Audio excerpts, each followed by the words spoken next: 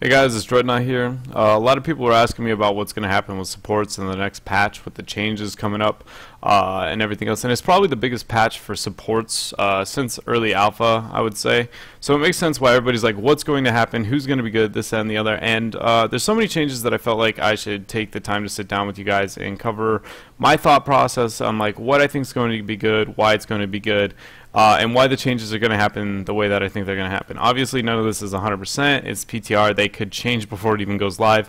But even then, like the competitive scene alone can prove me wrong on some of my ideas. But I think that a majority of them will probably be pretty accurate on what you see on characters in the future. So, starting it out, I want to do Rhaegar, mainly because he's one of my favorites, but also because I think he's the most straightforward and basic in his changes to understand.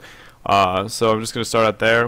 We have first I want to cover what Rhaegar is good at now, and then if these things are changed by the patch, and if they are changed the patch, are they for the better or for the worse, or is it like a balance between those two? So I mean, to start out, Rhaegar has great burst healing overall.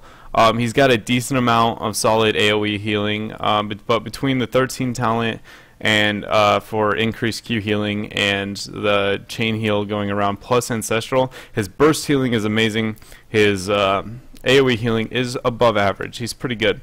One of the beauties about Rhaegar is he's actually not a bad laner. This is something that's probably not considered in your solo queue games, but in the competitive worlds, it's very, very important. He's pretty good laner right now, and it's mainly because of his Feral Heart talent, and that's something that will come into play on whether or not it hurts him as a character overall, that I'll be talking about here. But overall, burst healing, great. AoE healing, good.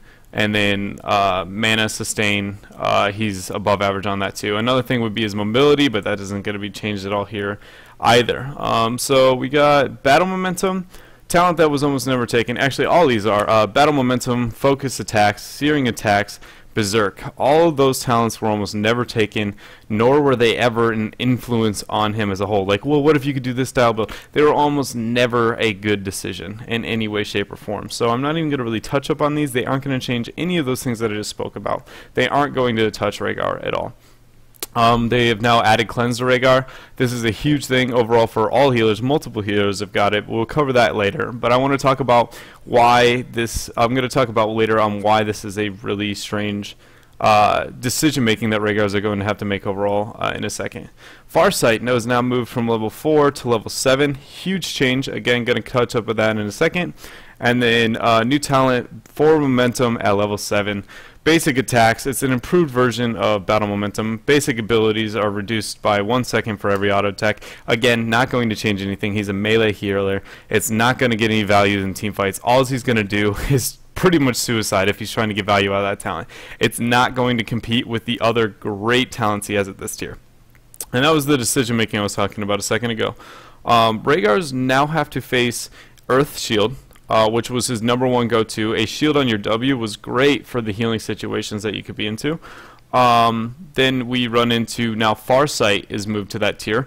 Farsight is a great talent. It's an improved version of CV, and the beauty about having Farsight, Farsight is a 30-second cooldown with a 10-second area, like it displays the area for 10 seconds. That means it has a 20-second downtime. So you have 20 seconds where there's a region on the map that opponent can do something, but the remainder of it you can make sure they're not there, or you'll know if they're there. For instance, like bosses on big maps and everything. And this talent reduced, it got taken less recently because of the siege damage bug, where you could see siege damage even though it was done in the Fog of War. So you never really needed to know where they were exactly, because you knew they were just on a merc and you could probably guess where they were. So Farsight is getting a colossal buff this patch, right? In the sense that it is being, its sight is more valuable than it's ever been, at least on this next patch. Then we have it put on a tier that is now battling with the best healing talent at that tier, like one of the best healing like talents Rhaegar has as a whole. Then putting it there, and then putting Farsight and Cleanse. All of these are on the same exact tier, and Rhaegar is going to have to decide pretty damn well what one for what map for what comp is the best decision for me. So overall, all of these talents are going to be seen taken when it's completely compositionally and map dependent. But this is a really cool thing that Rhaegar is going to have to do. That decision making is something I really value. Alright, something we're going to be moving on to, Ghost Wolf. Feral Heart was nerfed at level 4. We're going to talk about how that's going to hurt his laning phase. Laning phases are underestimated when it comes to the solo queue play, but in competitive they're a very huge thing. Being a melee, he has very little wave clear, and, well, he's got decent wave clear when nobody's around. When people are around, he's going to take an insane amount of damage in order to stop it. So he can be zoned easily. And the Feral Heart made his laning phase actually like doable because he had mana and health regen, the mobility, could always heal himself. He could get away with stuff. So this nerf might be enough to see you push away from him. Plus the level 1 talent, which was the mana reduction on your Q, and this made it so you had infinite mana almost the whole game. So that was a really strong advantage of playing Rhaegar. But it's now going to be, it's a decent hit, but it's not enough to like totally take away from him, but it is something to consider. His laning phase will be significantly weaker.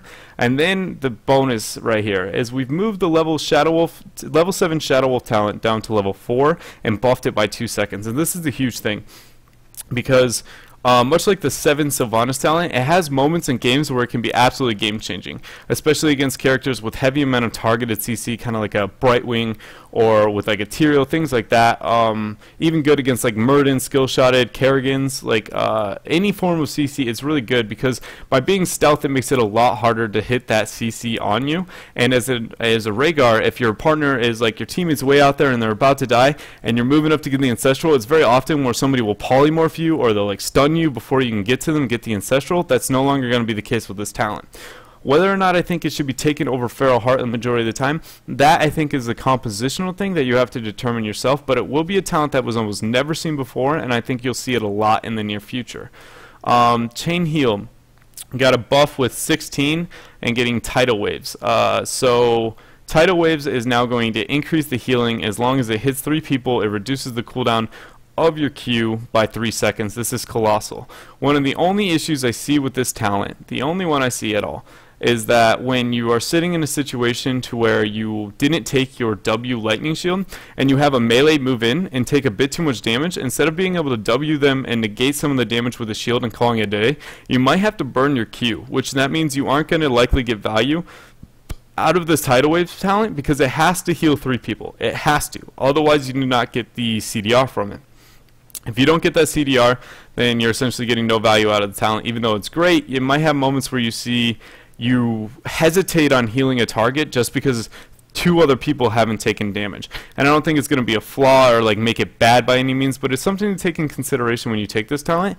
When you're going to be healing is going to be a little bit different than it was in the past. But overall, I think this is a great talent. I think overall it will take place of blood for blood in most situations. Not just because of the nerf to blood for blood, but also because Tidal Waves is actually just insane. It's a great thing overall. Lightning Shield changes, let's go over those. They increase the Empowering Charge talent, not going to make that much of a difference in the meta overall. Reactive Spark was removed from level 4 and put to 13. I don't think that will change very much at all either. The level 13 Q talent is just too good, especially now with Tidal Waves. Earth Shield being nerfed. This is a pretty big nerf overall. I can say when I was playing it, I could tell that it was nerfed pretty, like it just felt weaker. And that's again going to be a part of that heavy decision making you're going to have to make. Like I said, everybody was asking me how I think Rhaegar sits on the spectrum now. I feel that this nerf here made him much weaker in the 7 to 13 range, but everything post 13 he feels almost stronger than he's ever been, and that's one thing to consider when you're trying to figure out where Rhaegar falls during this next patch. Stormcaller talent 13 to level 4. That again, I don't think that will be something that we'll see very much. It does not change what he's good at now, and I don't think it'll be changed enough to make it something that he'll be good at in the future. Earthbind Totem essentially was unscathed. I mean, it got some changes, yes, but nothing that's going to change anything overall. And then Ancestral Healing with a 10-second like nerf. It's not going to change anything again. It's not a big enough nerf to make, oh man, maybe I shouldn't take Ancestral now. It's too good of a spell. It's still on a hella short cooldown. Never have I been like, yo, my Ancestral's not up yet. Like, it's always been like, just give me a second, like my Ancestral will be up, and so I don't think that 10 seconds is going to be like, well, we lost the game now because my Ancestral was on at 8 seconds left till it was up. I very much so think it's going to be fine. So overall, I think Rhaegar the changes to him are awesome. He makes him more diverse. It makes him have to make better decision making. It makes him opportunity to make more plays and be a better healer overall. The issues that I see with him overall is he's weaker now. He's weaker 7 through 13.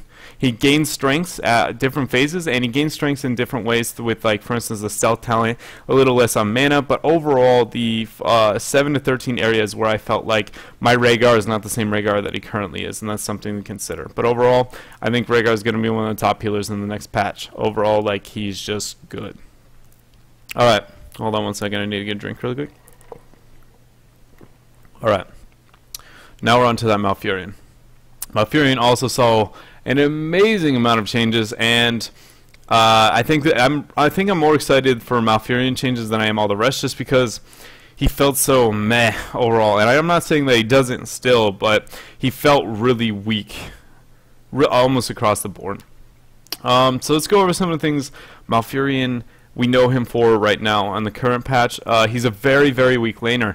He can't do almost anything on his own, really. He gets easily pushed into. He's mana dependent. He can only work well in tri-lanes, and even then he runs overall, he's just kind of meh. And that was about it. The other things are he has no burst healing whatsoever. He only runs off hots. But the huge benefit to him is that he has Mule, number one, and he has AoE healing, insane AoE healing with Tranquility, so he is a great healer in that sense. He does have a little bit of range CC and a couple other things going for him, but overall those are the main features that sits to a Malfurion. So are those things going to change in this patch? Let's go over some of the things that got nerfed or removed. Conjurer's Pursuit, not that big of a deal. Malf could use it and eventually become infinite mana later on, but you didn't really need it by any means. Scouting Drone was a heavily taken talent, and you're going to see later on everything in his kit got mana cost decreased, which means that's even less mana dependent, so it's like more meh, not that big of a deal. Protective Shield being removed, I think this is actually a huge deal. A very, very, very big deal that Protective Shield was removed. It was one of the only abilities that made Malfurion okay against heavy burst compositions, and in the current characters, when you think about Jaina, KT, Asmodan, Zeratul, any mainstream heavy damage source right now, it's very burst oriented. Very few are the top damages are yo, I have sustained damage, kind of I don't know, Avala, you see them falling off. So not having that protective shield to try and negate that, because his burst healing is absolutely non-existent, is a pretty big nerf, I think. Underestimatedly big nerf. It is gonna change how he is played and his value overall. Healing Ward was removed. Doesn't really matter because Healing Ward was terrible after I think 2 patches ago. Battle Momentum removed. Also, I take it once in a while on him, but it's not big enough for me to be like, no, not my Battle Momentum. I took it only against Tyrael style compositions if I felt that I needed to match this, try and match the speed at which Judgment would be up. So it's not that big of a deal. Cleanse being added, huge, huge, huge deal. Absolutely love the fact that they implemented more cleanses. Elun's Grace was now moved from 7 to 4. This is great. I love Elun's Grace. It's one of the most underestimated talents in the game. The ability to sit back and safe get off roots and heals is a huge underestimated bonus for him, and now that you've lost Protective Shield, it's a very, very viable talent to be taking. Then we have Innervate. Let's talk about this. Pretty much it's better across the board. It scales throughout the game now with the person's mana pool, and it gives the mana faster. This is great. Shando's Clarity from 4 to 1. It no longer increases the target's mana regeneration rate. I don't think this talent's going to change anything. You weren't known for being your infinite mana giver, or buffing and speccing into mana was never a thing, and I don't think it will be for some time. Versatile no longer increases the attack speed. It just innervates mana return from 15 to 25%. Again, not going to be something I think you see. No characters are so mana dependent. You're like, we need a mouth for that mana. And even then, that is usually probably not a good thing if you're choosing your healer solely based on the mana regeneration. It could be it could be oh, that's convenient, but never will you be like, yeah, we need the mana right now. Alright, so mana cost reduction on regrowth. This is awesome. 5% increased healing. That's big too. Harmony has been redesigned. If Moonfire hits a target, Regross mana cost is reduced by 10. I don't think this is something you're ever going to see being effective overall. Especially because of the buffs that happen to the level 1 W talent, which I'll talk about in a moment. Life Seed, the cooldown for the passive healing is increased from 15 to 20 seconds. I mean, not that big of a change overall. The biggest change I would argue to his Q was the mana, the healing amount, and then also this. At level 4, rampant growth, the increased regrowth initial healing amount by 20%. And this is a level 4 talent, so it takes place of the it's in Elune Grace tier, and it's also in the same tier as what was Protective Shield. So that 20% is not that much. When you look at Malfurion's base healing, it's actually really, really poor. And so 20% of something that's almost non-existent in the first place is not going to change that much. It helps him because, again, he struggles with the burst healing. He has none. He's so dependent on getting the hots rolling that it makes me question if this talent is going to be one that you go, especially over something like Elune's Grace. Obviously, it's going to have a place, but I don't know if I would say that it's the standard by any means on him for the time being. But overall, I like the changes that we see on Malfurion so far. Again, the Cleanse and Elune's Grace changes I think are my favorite on him, and the mana changes. Definitely my next favorite across the board is this Moonburn talent being changed at level 1. So my biggest complaint with Malfurion ever is how terrible he is in a lane. You almost always had to build your composition around him in a laning situation with a tri-lane, because he could never be one-on-one with almost anybody and get away with it competitively. Your opponent would constantly go on out of his way to punish you, and because he has such weak hots rolling the whole time and everything else, he will just eventually, he'll either go or he'll get pushed into. One of those two things will happen, or he'll be zoned off XP. He was terrible in a lane on his own. And the only time you could get away with it is if you managed your opponent to get an Uther and you were both solo lane against each other and you just derped and might as well dance down there. I mean, there was even a scrim or 3 like that me and Dunk Train would be in against each other with that matchup, and we would just be like, okay, we both can't do anything, so let's just stand here and dance. Like, that's how bad their laning phase is, and it hurts in a competitive level because rarely do you get the situation where they're matched against each other. But this talent will make it to where your W can burn the wave fast. So even if you're going to get zoned, you can just instantly clear it. It won't work on structures. It's not going to be used to siege. It is completely just a great wave clear. I didn't do the exact numbers or anything, just messing around with it a little bit on the PTR. It got to the point where I could almost like double W and clear like half a wave.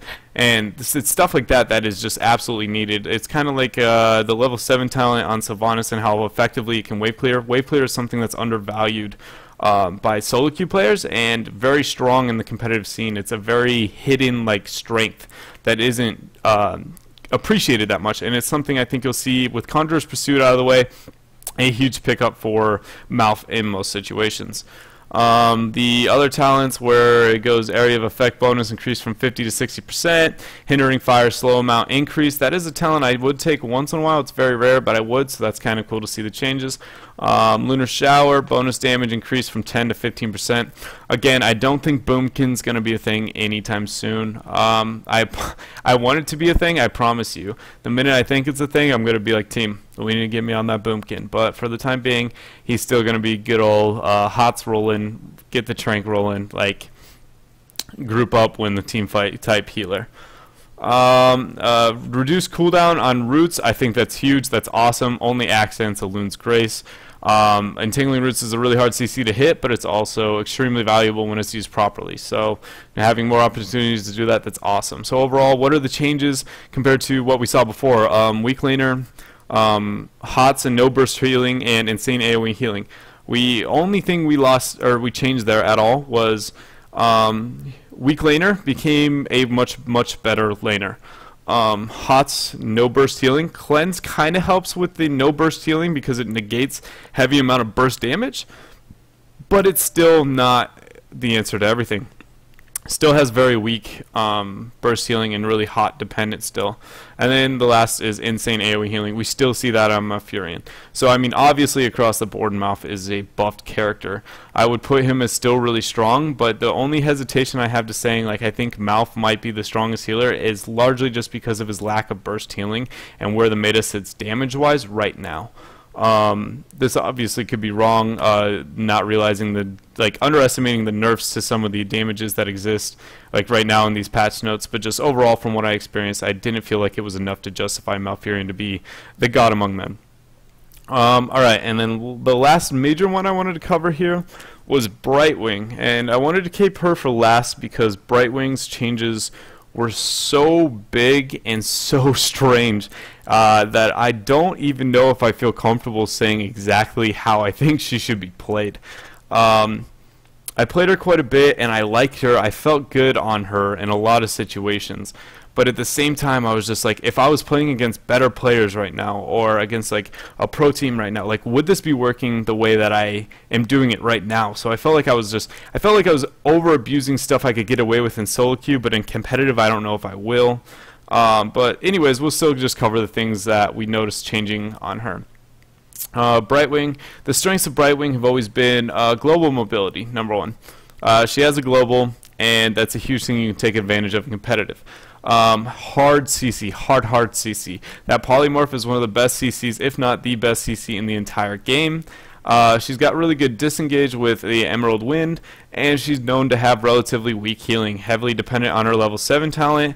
The Gust of Healing, I believe, is the accurate name, and Blink Heal is overall pretty meh. It's not very good at direct healing. It provides, again, more mobility, but the actual healing numbers are kind of average. Like, not even average, really.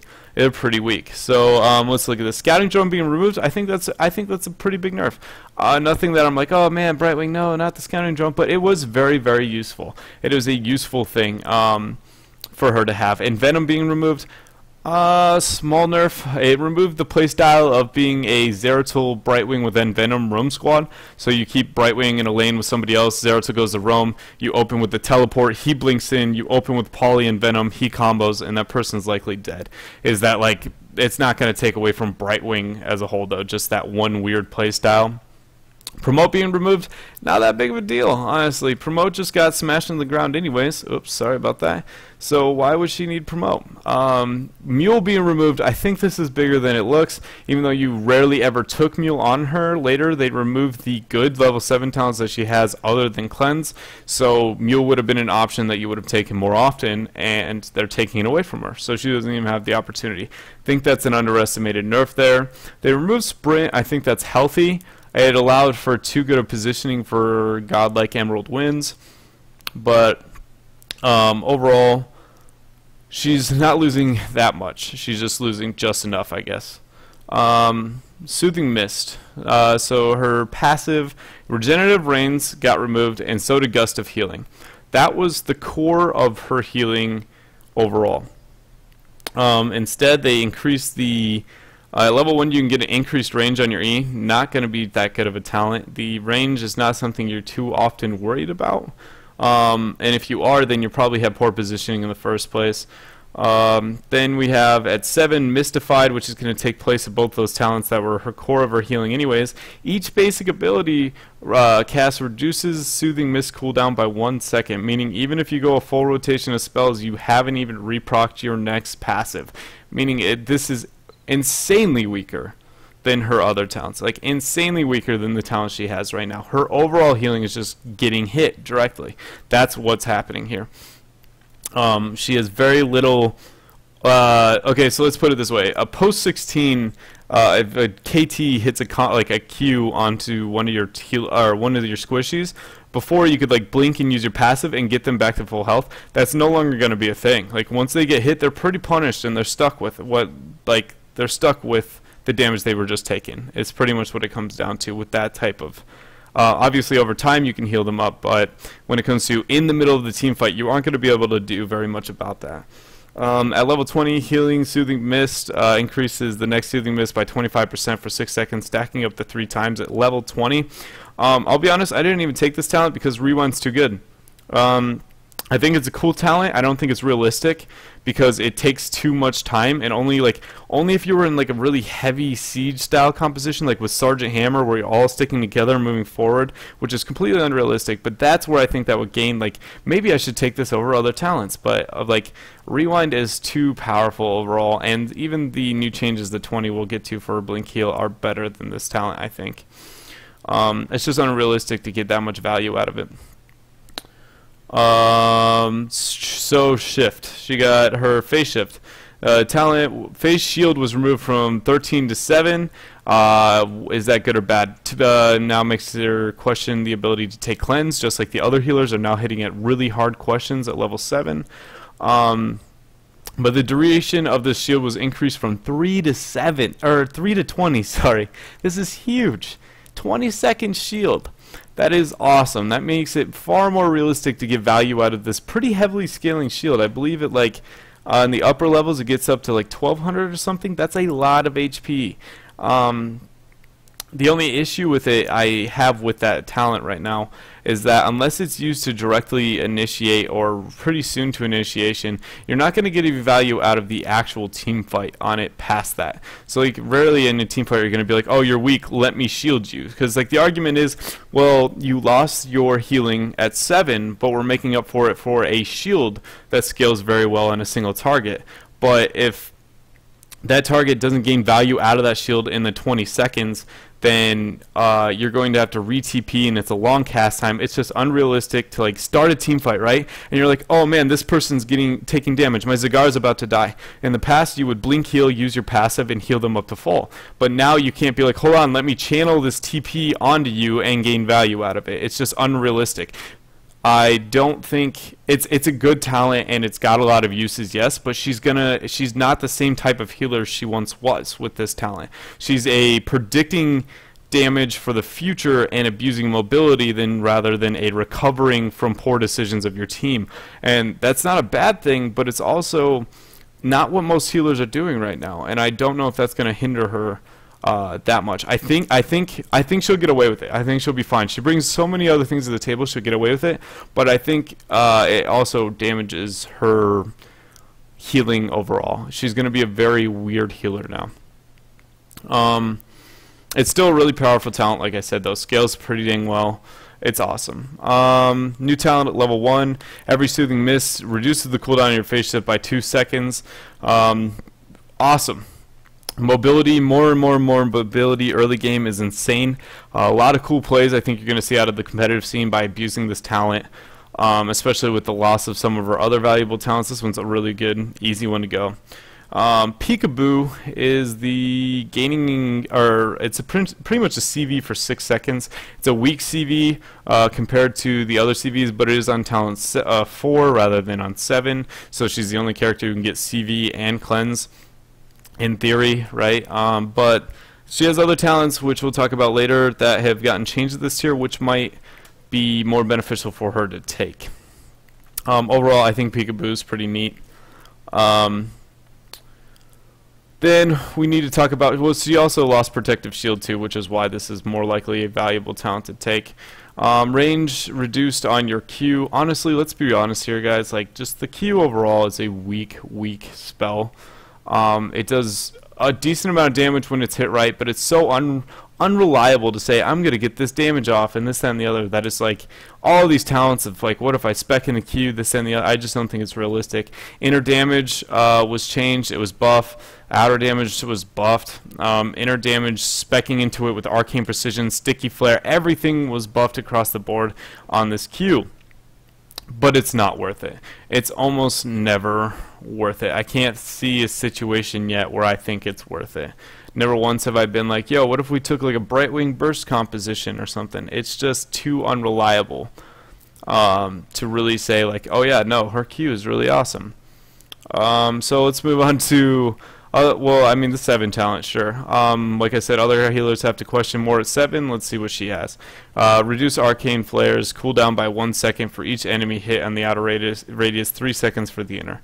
Like, come on, you're gonna give me that talent compared to like cleanse?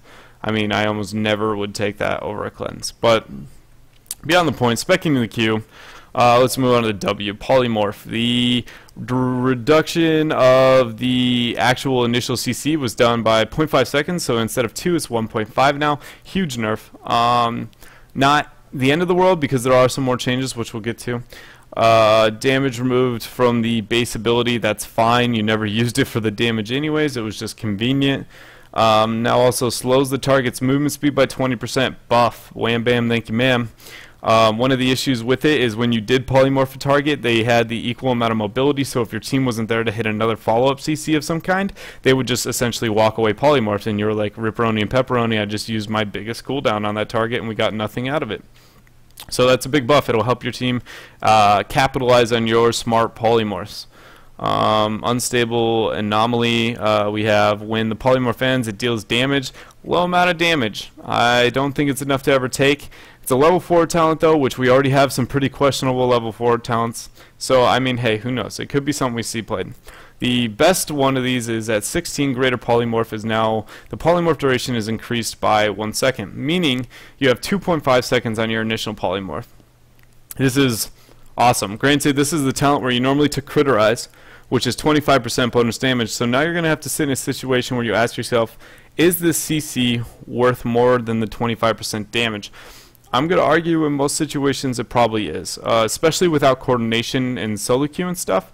Competitively it might change a bit. For solo queue though, just pure CC is something that is absolutely cancer to deal with. So having that, I think is a buff overall. And then we have Pixie Dust, your E, anti-magic powder was removed. That's fine, you never spec'd into it anyways. Shield Dust has been redesigned, moved from level 1 to 13, reduces ability damage by 50%. That's kind of cool. It's like an activatable spell shield, really beneficial. You can also get the 16 talent, which it shows right there. Bouncy Dust, where you actually hit 2 people with it, so that's neat. You can get double spell shield. The mobility on 2 targets as well. A level 4. Soothing Mist heals an ally that is affected by Pixie Dust. That ally is healed for an additional 30 plus 10 per level. That is really low scaling healing. Your 7 got nerfed for healing. Your 4 is weak on healing too. I don't think it's enough to really make up for it. You're going to have to ask yourself questions about how much healing my team needs when picking her, and really be realizing your utility is one of your core things when you pick Brightwing here. Like I said though, I don't know if that would be the best talent at the tier yet. The reason I chose Brightwing last is because I don't think I know an absolute rule overall. Like I think she's going to be a great healer. She definitely will be good across the board. I think she'll just be good for way different reasons than she's good now. Obviously the CC will remain the same, but the healing style and how she's played with this mobility changes and the shield changes are all going to make her a different character than she was. And then we have at level 20, we have the blink. You can now blink to another target within 2 seconds without consuming a charge. This is awesome because one of the issues with blink heal is you can't ever heal melee targets very well because you'll get CC'd and killed instantly. Without burning ice block, like, you will be dead. If you burn ice block, you're still risking a lot. So it helps you just go like in out, in out. But even then, again, you run into the situation where it's probably not worth it comparatively to rewind, especially with the new 16 talent. That's 5 seconds of lockdown on one person. So overall, I think Brightwing might destroy solo queue. Overall, I think she's gonna be really hard to deal with solo queue wise. She's kind of like the Illidan of healers, I think, on this next patch. Just from that polymorph alone, you're gonna have a lot of people having a hard time dealing with it. But at the same time, her healing is substantially weaker, to the point where if your team makes mistakes and you aren't the guys aggressing, you might not want her on your team. So it's just something to think about. Again, like I said, she's one that I don't know exactly where she falls yet. But I think all these characters, these 3 that I listed, are going to be the top healers of the next patch across the board. I don't think any of them are going to be weak by any means. Some smaller changes that we could probably go over. Lily, Kung Fu Hustle, nerfed. I mean, it's a nerf, who cares? Like, Lily, you're almost already useless, so let's just make you absolutely useless. Your blind was changed to 2 seconds of blind rather than a certain amount of auto attacks. Not going to change anything. And then there was a Tyrande was changed for talent gating, so pretty much that's about it, boys. Overall, yeah, I like where they're going with healers. I love that cleanse was implemented. I mean, I love to see Rhaegar being changed in a way that I think is positive. I really like the hard decision making at 7 that they're trying to make for healers. I think that's absolutely fascinating. But I think this patch is probably going to be one of the funnest to be a healer overall. It's going to be a good time. But yeah, that's what I think about the healers. You all asked, and hopefully I gave you a good enough answer. If you guys have any more questions, let me know. If you have anything you want to see in the future, let me know, and I'll try and make that a thing. So thank you everybody for tuning in, and hopefully catch you next week when I get my next video out. Alright, later.